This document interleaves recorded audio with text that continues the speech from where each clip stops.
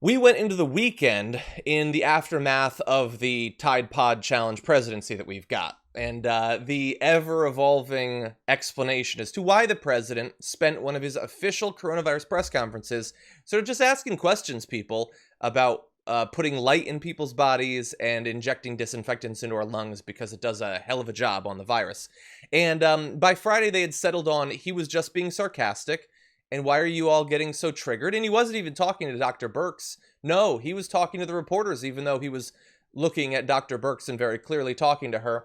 Well, look, the response to all of that was so bad that Donald Trump appears now to just be done with the press conferences, with him tweeting, "What is the purpose of having White House news conferences when the lamestream media asks nothing but hostile questions and then refuses to report the truth or facts accurately? They get record ratings, and the American people get nothing but fake news.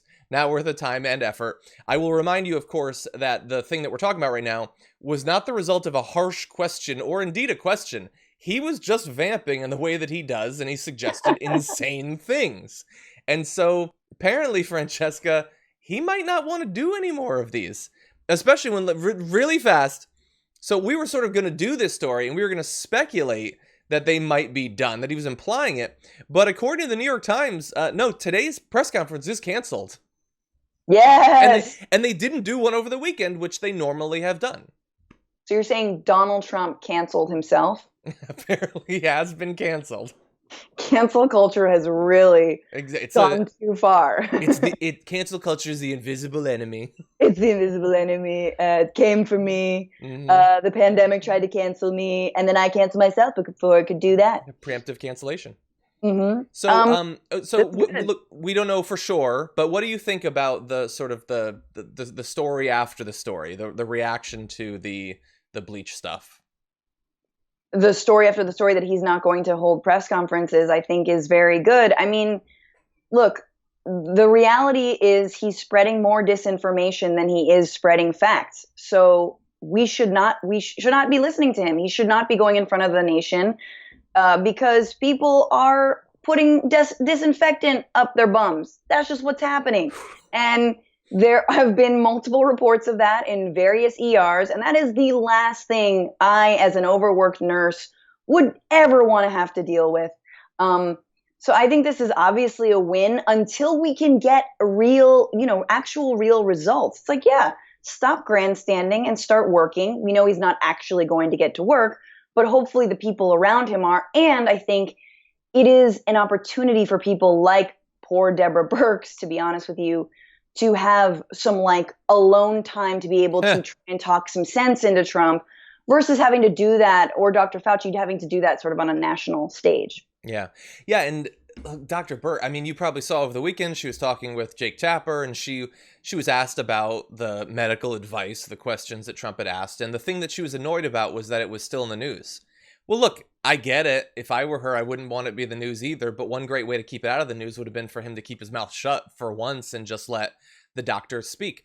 If the press conferences overall are done, I think that's a good thing. I mean, people have literally died because of the horrible information that Trump has spread. Individuals that we can point to and say their family members say they died because of the advice they got from Donald Trump. And the issue, too, is that you could have something like this that does not need to have the inclusion of Donald Trump.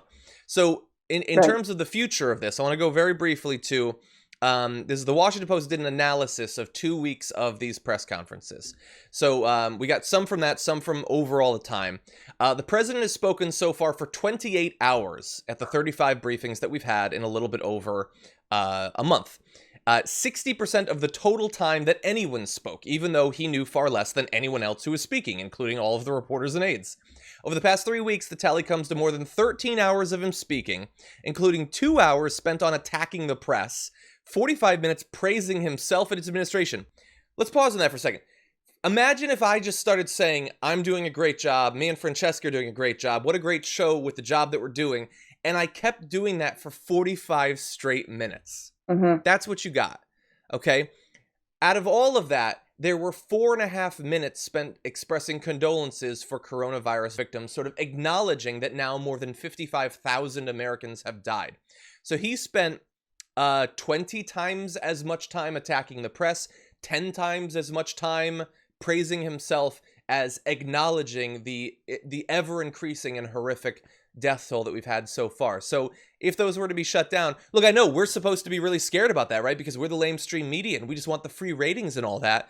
But no, I'm happy. Bye press conferences. Be done with you.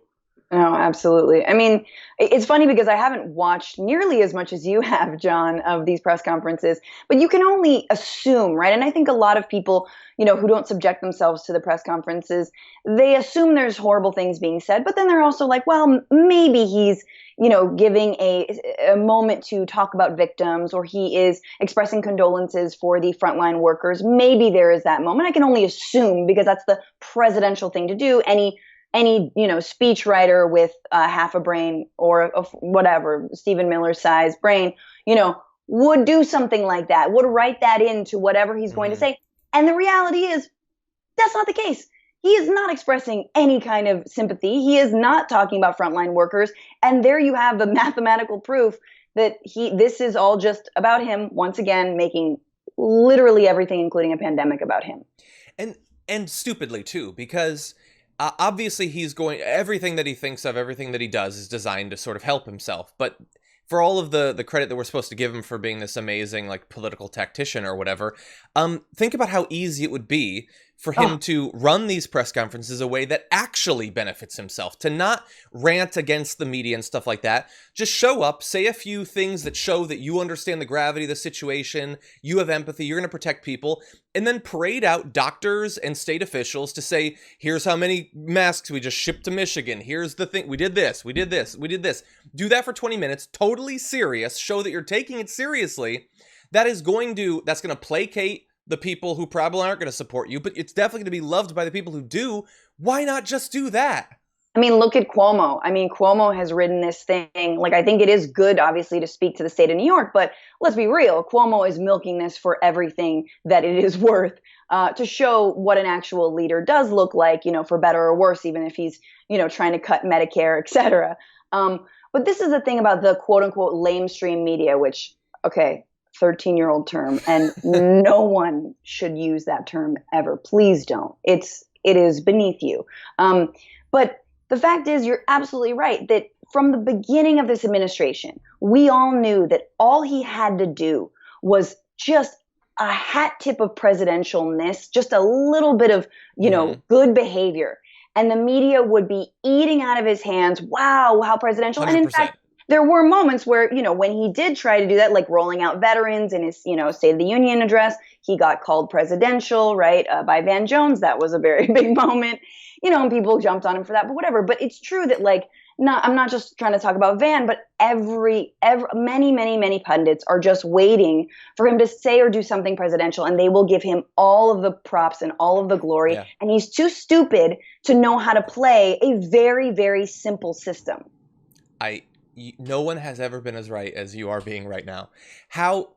And the thing, look, so he's an idiot, and he's surrounded by people who are awful, but generally they're not going to be an idiot to the level that he is, because that's virtually impossible. They could be horrible racists like Stephen Miller and stuff like that.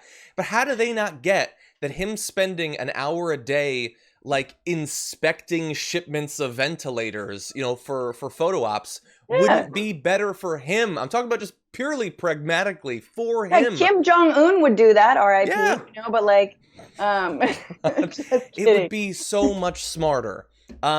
Alternatively, one other way he could go that I think would be good for him as well would be to actually take it seriously and actually help people. That would be great. Spend other people's money to save people's lives, you stupid, stupid idiot. That's what I would do.